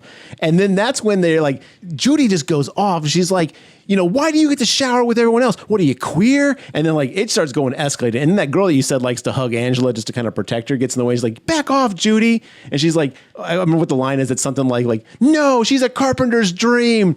She's stiff as a board and needs a screw or something like Flat that. as a board. Flat He as a needs one board and needs a screw. screw. And then she also like at one point is all like, what, you've got no hair down there? And I was like, was that an insult that girls said to each other? You've got no hair down there? Well, it's because she said that she hadn't gone through puberty yet. Oh, okay. Yeah. Okay. Missed that part. But I was like, wow, what a lame insult. And then Compared to what the guys are doing. yeah. The guys are pulling knives on each other and the girls are like, you haven't hit puberty. they're doing the best they can. So then the supposedly nice counselor slaps the shit out of Judy. Yes, slaps her. Everybody's just beating the shit out of everybody in this movie. Judy deserves it. Oh, very true. So You Judy know. runs off, and Angela's like, I'm going to somewhere else. I'll be back before night's out. And then the nice counselor is just like so overwhelmed. She's like can't say anything. She just slapped the kid. So Angela, Well, yeah, she knows Fighting she's back messed up. tears that she slapped a kid, and it's like, no. she deserved it. I mean, Yeah, Because she's the only one with a conscience and a fucking mind at this camp. That includes the adults. true. And then Angela walks outside and gets pelted with water balloons. Yes, this is the water balloon attack, and I love this moment because the boys on top of the house, on top of their bunk or whatever, are throwing water balloons and hit Angela. Ricky, who happens to be walking out at the same time, sees this and loses his fucking mind. He just goes off. Fucking bastards are gonna pay for this! Cocksuckers! Pricks! I'm gonna fight you chicken shit! What's the matter? Pussies! Angela! I'm gonna fight you chicken shit! Come on, you fucking pussies! I'll kick your freaking asses all over this goddamn camp, you fucks! Buddy! Those pricks, I'll kill them! Take it easy already. Now, out of all the things that could happen at a camp, a water balloon attack seems like it would be a pretty common thing. I would think so. So Ricky needs to calm his ass down by a lot. He can't though. He just doesn't know how. You son of a bitch! You come down here and fucking Yeah, he's so mad. And then Mel comes and he's like, all right. No cantina privileges for any of Well, he says, y'all. if you guys do this again, I'm going to kick you out. That too. And then he's like, and Ricky, you too, just for being around. No, for your potty mouth. For the shit you were talking just now. Yeah, he's like, what? Oh, we did forget to talk about when they discover Kenny's body. The cops show up. The coroner show up and take his body away, and the cops all like, "Well, I'm no professional, but I think he drowned." And it's like, you are exactly a professional. Well, he says the autopsy will give No, I more. know. And then and that's when Mel's just like Jedi mind wiping. I was like, no, he drowned. He obviously drowned. Look at the lake. Look at the kid. All right. Water death, drowning. I do want to say one thing about the construction of these cabins. Those roofs must be fortified because there was 32 boys standing on top of the fucking roof of this cabin, and it did not cave in. No, not even really indenting. You got really Jersey there, Mark. You're like, it did not fucking cave in. Listening to much Sleepaway Camp. Yeah, you watch this movie 3 times, you get an accent. Yeah, that is true. And also, how did they get up there? There was no ladders. They gave each other the boost. Climb a tree. All I don't right, know. I like that. That's the magic of Sleepaway Camp. Don't worry about They it. stepped all over Mozart to get up Also, there. how'd they get down? Hey, they're up there one scene, the John, next scene. you just said it. Forget about it. You're right. Okay? Forget about it. I wanted to see them all jump off the roof. Well, they're down on the ground in a minute because Mel's Yeah. like, I'll kick you guys out. He's like, get down from there. They get down real fast. I wonder how, but I They guess must you're have right. They jumped. They Did just you ever jump jumped. off roofs as you were a kid? No, actually. Oh, we did. Yeah. We that get on our seems- neighbor's houses and you jump do, down. You do a duck and roll, you'll be all right. Yeah, I don't know if I could duck and roll. Yeah, just tuck the legs and then roll. I'm not a jumper. Tune into our TikTok where we make John jump off a roof. At this age, I already hurt my back. All right, you want me to Oh complain? boy, here we go. Old man Anyway, John's on his back yeah. again. So one of the boys that was involved in the water ballooning goes to the bathroom. He's gonna take a wicked dump. A wicked dump. No, a real New York steamer. Oh, now of all the people who have bad things happen to him, I feel like this kid deserved it the least. No. That was a harmless prank. It's like I said, water balloon attacks are very common. yeah. But for whatever reason, I guess he also must be allergic to bees. Well, this is the origin story of Candyman.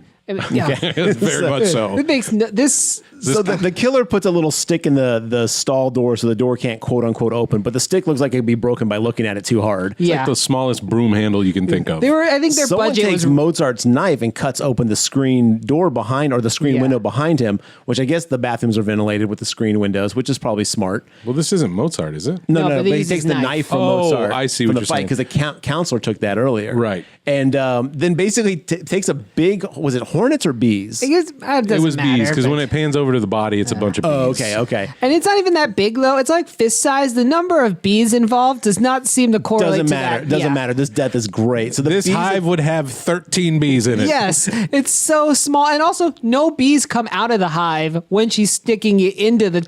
Doesn't matter. Hey, John, forget about it. I can't. I try. Stop. For all the shit you headcanon, you can't headcanon one fucking thing in this movie. I'm headcanning so much just to get here. This is All with right. me headcanning. Anyway, so this dude gets swarmed by bees, breaks out of the stall, falls to the ground, and his body is already swelled up, pussed out. Like, it looks like he's been attacked by bees for weeks. The bees live inside him, and they have exploded out of his skin. There's like porous craters of where the bees came from. It's like so gross looking. no fucking way this would happen. No, but also, why awesome. didn't he just crawl under the door? This is a standard bathroom stall. You know, there's always that slat at the bottom where you can see people's feet. I Stop, got drop, this- and crawl. That's what they Yes. used to say. That's right. I got this one covered. Bees stung him in the eyes immediately. First thing they went for. Does that prevent you from falling to the ground? Go He, for the eyes. he kept trying to crawl under, and he kept hitting his head on the toilet. He didn't know to turn around. Oh, God. You wanted some head cannon. There you go. I want you to put headcanon where it belongs, John, not on this garbage. Where? How? Okay. All right. Anyway, you know. I'm forget saying about it. The level of Infestation. no when you're allergic. The allergen levels The reaction. to bees this person must be just through the fucking Richter scale. Well, it was on the paperwork. He can't even look at a bee. He's allergic to the sight of them. That was on his medical report that no Yeah. one was supposed to see. He doesn't even want to see the second letter of the alphabet. That exactly. It's too fucking close. Yeah. He doesn't use the word bee in any sentences. So anyway, we cut back to Paul and Angela, and they're hanging out on the beach. And Paul goes in. It's nighttime at this point, and Paul and Angela kind of make it out to the shores, and they're having a little talk. And Paul just goes for it. He's going to start making out with Angela, and she's kind of sort of into it. She's not really like responding, but she's allowing this to go down. But then she snaps and she just kind of like tenses up, and then she has a flashback. And this is where we get to see the scene of the dads from the first part of the movie, the ones that get hit by the boat, the one that leaves, I guess, in bed together, while the two children that got hit by the boat Snicker and watch. are watching them have gay sex or whatever. So to some degree. And then we cut to those same two kids in bed pointing at each other. And this is definitely supposed to be some kind of like you or me and blah, blah, blah. And it's, once you kind of know what's up, it's a little foreshadowing. Also, But every flashback is on some sort of soundstage with just black behind the lit scene. it's like Brechtian in that aspect. Yeah. It's so weird. and then she like comes out and is like, no, don't touch me. Like runs off. Yeah. Which, I mean, I don't get me wrong, bodily autonomy all the way. But you know what? Paul's got to be confused as fuck going, what am I doing wrong here? Yeah. Like he has no idea. She runs away, and Judy comes over and makes a pass at him immediately after. She does make a comment of like, don't worry about her. Because the next day is we cut to the capture the flag. And this is where the whole thing plays out, where Judy is kissing Paul in the woods and Angela comes across it. Right. Ricky and Angela have a plan to go capture the flag where one's going to be a decoy while the other grabs the flag and run away. They come upon Judy and Paul making out. And Judy's clearly the instigator. She's making out with Paul. She's like, don't worry about that other girl, Angela. I got you, blah, blah, blah, blah, blah. She's literally pulling it up. Now, I don't know if she expected Angela to see him in the woods or if this was just for her to say that, oh, guess what? I kissed your man. It felt a little too staged. It did. A little too convenient in this aspect. Yeah. But Angela sees them and she like runs off and Paul's like, Angela, no, it's not what you think. And then Judy's like, don't worry about that frigid chick. I got this. But also Judy's like, remember what you called her, Paul? A prude? Oh, yeah. Because Paul catches up to her and he's like, hey, it's not what you think. I'm sorry. She came on to me. And that's when Judy walks up and goes, no. Remember, you said this, and this. And then Paul kind of goes, you bitch, and then runs off. And it's like, well, I mean, I'm sorry, Paul. What did you expect to happen here? You play with fire. And then my next note just says they throw Angela in the lake. Yes, because she's like, I don't know what your problem is. You think you're so special, blah, blah, blah, blah. Yeah, so Meg and Judy chunk her in the lake. She's like screaming. There's other counselors, other kids, and she's like, no. And they're just like, don't see nothing. Look, I think the entire camp is in on picking on Angela because as she walks out of the water drenched, all the little kids are throwing dirt at her. Okay, so real quick, they throw her in the water against her will. And again, to John, your credit, like she is screaming bloody murder, like somebody. And so Ricky hears it and goes to go after her, but Mel grabs Ricky because Mel now thinks Ricky's the one killing people. Right, because he's like every time something happens to your sister, your cousin, whatever, you go to protect her, and these people go disappearing or dead. So Mel thinks it's Ricky because they did find the dead bee kid too, and Mel's like, "Oh, I'm ruined. All the kids left. There's only 25 kids left in the camp right now." Right. Yeah. And the chaos at the beginning, there's at least 800 kids. Yeah, so minimum. all of them. It's a small city of some kind. Yes. So he's like, "Oh, I know who's doing it," and he's You got, trying to ruin me? I'm going to ruin you. So You 11-year-old. Ricky's trying to get to Angela, and then eventually Ronnie comes over and is like, Mel, what are you doing? Stop grabbing Ricky. God damn. And so Ricky goes and gets Angela, and as they're walking out of the water, now this took me multiple times to catch, Mark. These kids later on get killed in the forest, and I never remembered why those kids got killed in the forest. Those are the kids that were throwing sand at fucking Angela when they were coming out of the water. That's why they got killed. Those kids looked way younger than the ones They that were go like on the 5 camp or out. 6. Yes, I agree. But yes, those are the kids that got killed because they wronged Angela. I didn't catch that until like multiple viewings, but that's what it was. So the movie wants the viewer to kind of think, could it be Ricky? Could it be Angela? We don't know who is doing all the killing because the movie's still being very coy about that. Or could it be someone else? We really don't know. But yeah, it is definitely leaning heavily into the it could be Ricky territory. Yeah. And I guess it's nighttime now, and Meg needs to take a shower. Well, because Meg has a date with Mel. She has the day off. Because she goes, oh, I got a date with Mel tonight. And Judy's on board for this. I'm like, you should be there for your friend and be like, no, you can do better, Meg. Judy doesn't know. Meg comes in and wants to take a shower. She's like, I have a date. And she's like, oh, who? And she's like, it's a secret. Oh, okay. My bad. So Judy doesn't know. I mean, to be fair, I wouldn't tell either. Yeah, I would. Why? But I don't know. Meg is so right. She is DTF, man. She's excited to be banging out Mel. Amped. So she goes to the shower. There's a long line, and she's like, well, I can't wait for this noise. So she goes next door to the abandoned, I guess, closed cabin because there's fewer kids. There's so few kids left. And goes to shower over there. And as she's showering, a knife goes through the back wall of the shower and stabs Meg in the back and then gets like dragged down.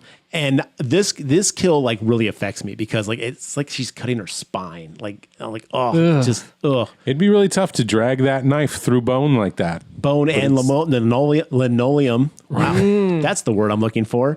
But yeah, she just drags through it like it's butter. Didn't even think about that. Yeah. Then reaches in, rinses off her knife. Very environmentally conscious. I appreciate that. Yeah. Well, you don't want to leave blood on your knife. It'll rust it. And she turns the water off too. Oh, true. Yeah. You know what I mean? You don't want to waste that hot water. Fact. See, I would have probably just left the water running. Fingerprints, but they don't get to that stage. So. Oh yeah, no. If any cop dusted for anything, they'd know who did this immediately. Right. If we actually had any real police work done in this movie, it would be done by now. Yep. So after that kill, basically Paul runs into Angela outside of the mess hall, I guess it is. And he's like, look, I'm really sorry. Like I didn't mean it, yada, yada, yada. And then Angela goes, I'm sorry. Give me another chance. Come on. Come on, baby. It's your boy, Paulie. Yeah, it's pretty much, like, you know me. Like, come on. She's like, all right, meet me by the lake in an hour. She meant nothing to me, baby. Nothing to me at all. Pretty much what he says. Yeah, and Angela goes, yeah, meet me by the waterfront. And he's like, fuck yeah, I will. But first, she's got to do something. There's some kids that need killing who are going to sleep under the stars tonight. Yeah, which we don't know. We cut to the kids going camping with one of the counselors. And then I'm like, what the fuck is this scene? The first couple times I saw it, I was like, why is this important to anything? And again, it wasn't until I realized. I'm like, shut the fuck up, kids. There's two little wusses who fucking just can't zip up their sleeping bag. Meanwhile, like Ronnie or whoever it is just like no shirt, crop topping, like under the stars. It can't be that cold. No, it's summertime. And they're like, take us back to the camp. And he's like, oh, you motherfucks. Yeah. All right, then we'll go back. And then we cut away. And they leave like 3 or 4 other kids unattended while he drives these other kids back to camp. To the car. I was like, how far are they from camp? You're literally in the woods where you can go camping. It must have been a long hike out to the middle of nowhere. Must be, but they took a car, obviously. Yeah, that's right. He leaves, once again, irresponsible. He's like, all right, well, we'll leave these little shits here. I'll take these other 2 up. And it's like, why would you do that? But anyway. Yeah, so at this point, we cut back to camp. And this is where Mel is like walking around and he's all like, hey, Judy, who's making out with a boy who hides under the bed. And he's like, have you seen Meg anywhere? We were supposed to have a date. And I was like, well, there you go, bud. And Mel's got his best golf shirt on. Such a great outfit. He's ready for the back 9. I am like 10 years away from dressing like Mel every day. They're not even like coy or trying to hide this horrible relationship. If anybody was just paying attention mildly, they know that. Look, evidently, old man looking for Meg. Meg is out on a date. Yeah. Everyone went to camp evidently in the 80s to fuck. I did not know this. I missed out evidently. Same. Hence the back of the box. Yeah. They're going to feel each other out. Yeah, they really lean into that in the back of the box. So then the boy from under the bed is like, you know what, Judy, you're kind of a dick. I don't want to be here. That's not what he says. He's like, you know what, I need to go. He's afraid he's going to get in trouble. And she calls calls him a fucking pussy. And I'm just like, wow, Judy, you were just not going about this right. I don't think he really was afraid though, because when they're first kissing, she's like, "Do you have to kiss so wet?" And it's like, "Oh, never." You think he's just done with Judy at Yes. that point? He's just Okay, like, that's a "It's possibility. Not worth it. I'll go find someone lower maintenance." Definitely. Yeah, with the way he can put his foot up on benches, my man has no problems. You love that move. I don't. I love seeing Is that it. how you got your wife? Yeah, man, I put that foot right up and she swooned. Oh man! I'm so happy she doesn't listen to this. Mel goes next door and finds Meg in the shower. He opens up the shower curtain and she falls out. So evidently she's been standing perfectly straight up after being killed. No, he doesn't even open the shower curtain. He's wandering. that's right. She just looking falls. around and it's just like through the shower curtain. I was like, that's convenient. And then he goes, "Oh God, Ricky did this to get back at me." And it's like, what kind of logic is this? You think Ricky killed this girl that you had a date with just to get back at you for being a dick to him earlier? Yes, that's exactly the logic Mel goes with. That's his headcanon. And then we get Mel's Oscar-worthy scene. "I had him in my hands. I let him go." Like, all But right. not again. I'll get him this time. And it's like, Jesus Christ, you've gone full Snidely Whiplash man. here. And then now we cut back to my favorite kill of the movie. Judy is sitting in the dark, curling her hair. And Which the is killer, what you do at night at camp. Yeah. Do you curl before bed? No. I don't know. Or straighten, maybe, I don't know. It looked like a curler, There though. was a curling iron, yeah. Okay. And then the killer walks in and she goes, "Oh, it's you. What are you doing here?" And you think they would just call her by name at this point, the person by name at this point, because they know who it is. That person walks up, "Oh, it's you." Pow, punch, gets knocked out immediately. Like Rocky, man. She's just- laid out. Judy goes down hard. A pillow gets put over Judy's face. And then in silhouette, we see the hot curling iron picked up and lowered. And then we see Judy's hands shoot up in the air and her scream through a muffled pillow. So the curling iron went where, Garrett? Oh, you know it where it went. There's only one way for Judy to die, and that is curling iron in the vajayjay. And that'll kill a person? I don't know if it'd kill a person, but it definitely cause some damage. I also wonder if my body's being damaged in any capacity or if there's something blocking my airwaves. My hands don't shoot straight up and do nothing and twitch till I die. You should You did jazz have fingers. magic fingers. Yeah, I might actually try to stop the damage to my body. Judy, though, is so Judy's down to astonished. experiment, though. Maybe she was like, let's see where this goes. Judy can't believe anybody would have the audacity to Whoa. attack her. Her mind can't even wrap around what's happening right now. Okay. This is not even happening right now. Yeah, she disassociated, and that's the problem. So Judy evidently, well, the thing is, in the sequel, Judy's not dead. Well, yeah, I guess she's just really injured. She just gets really fucking injured. Oh, does Artie come back? Because he wasn't dead No, either. Artie doesn't come back later. Okay, that's probably for the But best. they show her body go under the bed. Like the bed moves slightly and their legs are gingerly placed and then pushed the aside. killer pulls the bed out, so her body falls behind the bed, so Passed she isn't out. found. So Judy's not dead? No, Judy's not dead. Do they say that? In the Because sequel, she never comes back in the movie, right? No. Not in this movie. Well, she's passed out under the bed in this movie. She's sealed shut at this point. And let that imagery sink in there, listeners. But you're telling me that Judy lives to see another day. Yeah, I think it's the Judy unofficial sequel where she's back or something like that. But I can't remember if she's in Return to Sleepaway Camp. Or That not. almost feels like a fan film. I feel like That is a fan film, but I'm just saying the feel like Return. Judy's I think dead. she's. Someone look up IMDb and find out if she's in Return to Sleepaway Camp. Because you're gonna bust my balls on this. No, I We're know. no, we're going to the books, baby. I know the existence of the thing you're talking about, but I think in the terms of the first movie, didn't people just assume she's dead, or is Well, there a she line seems- in the movie? I that think says they she's not assumed- dead? Well, within the film, if only using the film as your resource, yeah, she seems very dead. Yes, that's what I'm getting. Yes. at. I mean, I assumed she was suffocated to death, but, I do not see Judy listed in the Return to Sleepaway Camp movie. So Judy is gone as far as we know.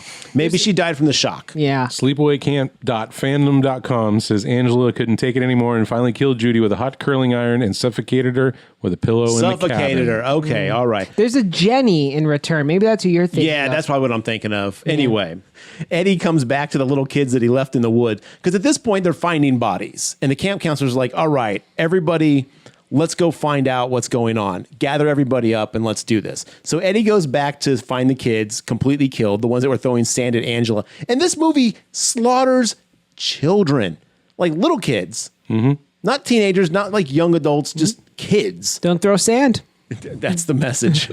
And so that dude's like, he vomits and runs back. They're like, okay, gather everybody up. We got to figure out what's going on here. Ricky gets up and he's like, I had a stomach ache. I want to go get something to eat real quick, and goes back to the mess hall. And on the way back, Mel finds him. Oh, yeah. Mel finds him and then drops him to the ground and starts beating him like a great ape trying to destroy a fucking like stuffed bear. It was like Ricky owed him money, man. He was beating him. He owed him a lot more than that. He owed him all the money from the camp counselors. I didn't think Mel had it in him. No, I Not didn't to either. beat a child like that. Well, I thought at first I thought he was dead. I was like, oh man, because he's like, I got him, I fucking got him, and I'm like, did you just kill Ricky? But later on, Ricky comes too. I also thought Ricky was dead though, because he beats him. I mean, he beats the shit out of him. I mean, human beings can take quite a licking, but man, this dude, he's like pounding his chest, like I said, like an ape, like trying to smash open a coconut. And then he wanders off in his child-beating fugue state and wanders right in front of an archery target. And then you see Angela there just twirling. Well, you see a shadowy figure. Yeah. But yes. Well, at this point, you know. No, I know, but I want to make sure that the listeners know that the movie doesn't Right. explain who it is yet. And he now, for some reason, thinks that that's the killer. He's like, oh, no, it's you. how could it be you? Yes, he's like, I blew it. Yeah, but like, how do you know that? I guess because she's pointing the bow and arrow, but was she already? She was twirling the arrow in her hand as he was doing his, oh, no, How? it can't be you. My man How Mel- is it you? Whoever Mel saw last is the killer. Meg's the killer. Yeah. But how is she also dead? Dude, and stabbed in the back. Huh. So at this point, Angela goes and meets Paul on the beach, and Paul's like, Well, Mel gets an arrow through the Yes. throat. yes, okay, I thought we said that already. And then he drops. Mel looking at himself in the mirror. Am I the killer? How could it be me? I don't remember all that killing. He did it to get back at me. It was me the whole time. So at this point, Angela goes to the beach and she's like, hey, Paul. And he's like, what do you want to do? And she's like, take off your clothes. And he goes, oh, yeah. Dude, no questions Like asked. fucking Kool-Aid Man excited levels. Finally, it's Polly's time. Yeah.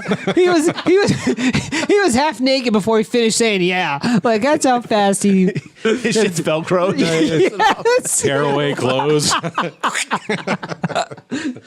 So at this point, the camp counselors are gathering everybody up, and a cop from earlier shows up. At this point, though, in the filming, he had shaved off his mustache, so he has to wear a fake mustache in this Oh, it scene. is the worst. Oh, it was tremendous, man. So fake mustache cop is like running around. They're trying to find like where everybody is. I hope, like, I wish there's a scene where it just sort of falls off. Like, he's got one half little just bit. sort of, yeah. That'd have been awesome. And so as everyone's running around trying to find the kids and get everybody back together, Ronnie and one of the other counselors, one of the female counselors, runs up to the beach, and they see Angela sitting on the beach with Paul, and she's stroking his hair and humming, and she's like, and they're like, Angela, is that you, Angela?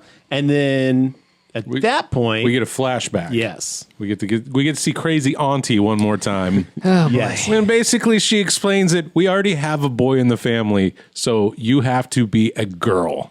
Yes. So the big crux surprise is that earlier in the movie, when the two kids, the boy and the girl on the boat, get hit by the other boat, like you think that the girl survived, but in actuality it was the boy. But Aunt Martha was like, well, my husband left and I've already got one boy, so we'll just make you a girl. So Aunt Martha, against Peter's will, which is the name of the young boy, turns Peter into Angela and then raises her as a girl. Angela, that probably means angels. Yes, I'm absolutely certain that's what it means. I love when she says something and then like puts her fingers to her chin and looks to the side and is like, yes, I do believe that's what I mean. And then looks back and continues her sentence. Could you imagine talking to anybody who did that in real life?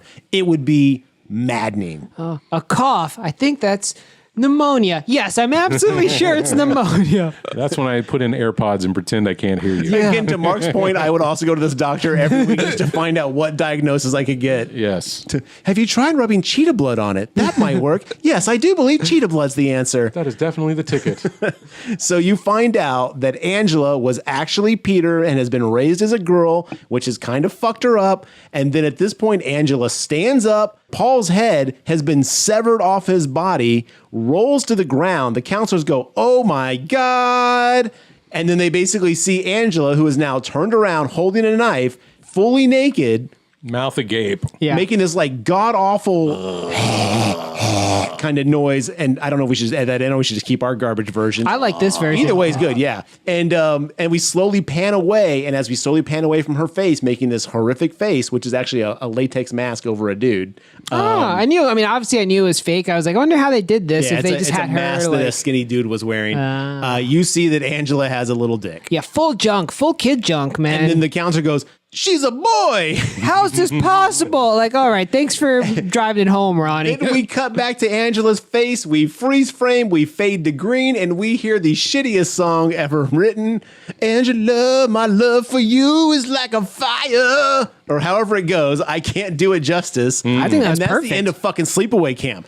Again, and that crazy intense music from the credits at the very beginning is what's playing during the reveal of Angela being a boy killer. To really wrap it back around. Oh, Yeah. the whole book in those motherfuckers. Continuity. I like it. Now, upon further inspection, the nude male at the end of the movie could not have been Felissa Rose's frame. It was way too thin. And that person was way too muscular. Didn't make any sense, but I let that one slide. I was like, yeah, obviously they're gonna have a, And, well, that was shocking. Imagine, since it was a kid, they couldn't show it, so they had to get a full grown ass man. It was a college person. Oh, so it was a grown ass man. It was a college man, and so according to the trivia, hold on, I would have liked to see a 45 got chest hair. Jesus Christ, it's a magic of cinema, A patch of gray pubes. Wait a minute. Why has this guy got a beer belly? Oh man, hold on. No, they pulled the kid off the street, and they're like, "Hey, you want to make some money?" Is kind of how it happened. Whoa. Yeah, and his name is something Liberace. I assumed it would have been exactly 18-year-old. I would not have guessed it was a college kid. I guess good for I him. mean, 18 and in college. Oh, that's true. You're totally Doogie right. Howser, duh. Yeah. So that's Sleepaway Camp. It is a banger of an 80s garbage. Well, I hope all you listeners watched it before we spoiled it for you, because it is quite a ride the first time. And if you didn't, please get back at us and let us know how your experience was listening to this podcast, because I would love to know your thoughts of Sleepaway Camp having never seen it.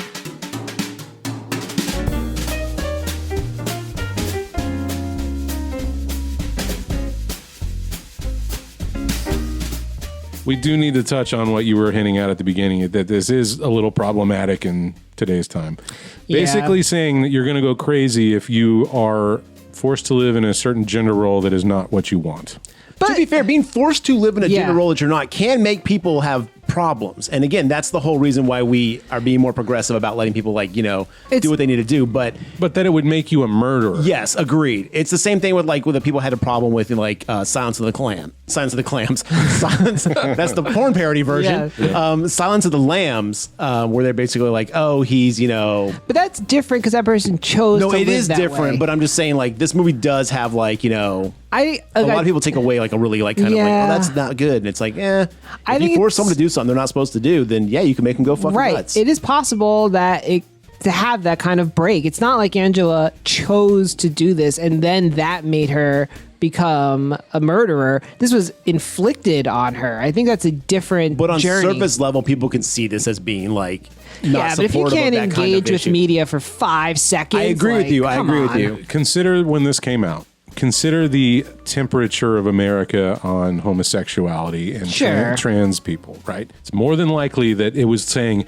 because this person is a trans person, they are a murderer. You know Fair. what I'm saying? Or more capable of, et Yes. cetera, et cetera. Yeah. And that's how we're trying to explain away the murderous Now, to nature. be fair, I don't want to put words into Robert Hiltzick's mouth. If that's not what he intended, then fucking cool. Again, we're not trying to say that's what he was going for, because he may have actually put thought into it like we are and saying forcing someone to do something they're not supposed to do can make them go nuts. Yeah. So, but I think a lot of people who don't know how to engage and analyze and think beyond just black and white may have missed the point of some of this. Plus, Aunt Martha, God, Right. you have that as a mother also going through the being forced to be something you're not.